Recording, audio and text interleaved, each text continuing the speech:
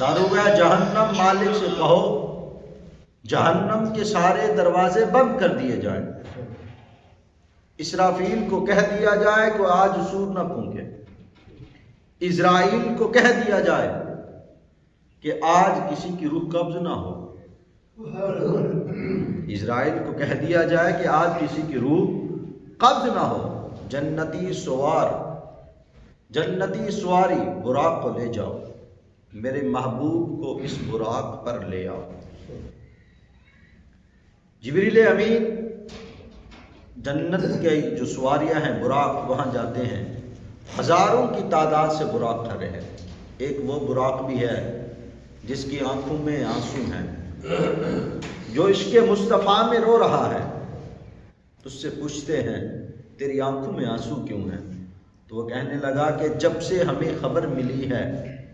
کہ ایک دن ایسا بھی آئے گا کہ محمد عربی علیہ السلام تم میں سے کسی ایک پر سوار ہوں گے، اس دن سے لے کر آج تک میری آنکھ سے آنسو خشک نہیں ہوئے۔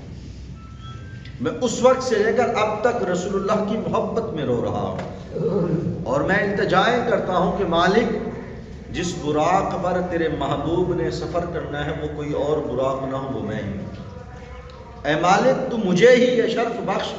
کہ تیرا محبوب مجھ پر سوار ہو۔ اب جبریل امین اس براق کو لیتے ہیں، ادھر آتے ہیں تو کیا دیکھتے ہیں کہ آقا علیہ السلام آرام فرما ہے، نیند کی حالت میں ہے، سکون کی حالت میں ہے۔ اب جبریل امین کہتے ہیں میں اس کشمکش میں تھا، آقا علیہ السلام کو اٹھاتا ہوں تو راحت مصطفیٰ جاتی ہے، جگاتا ہوں اگر نہیں جگاتا تو پھر اطاعت خدا جاتی ہے۔ میں اس کشمکش میں تھا، راحت مصطفیٰ کو اپناؤں یا اطاعت خدا کو اپناؤں؟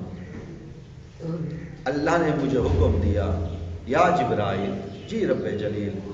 اے جبرائیل میں نے تجھے کافوری ہونٹ کس لیے دیے؟ قبل قدمین، اے جبرائیل اپنے ان کافوری ہونٹوں سے میرے محبوب کے قدموں کو چوم، اے جبرائیل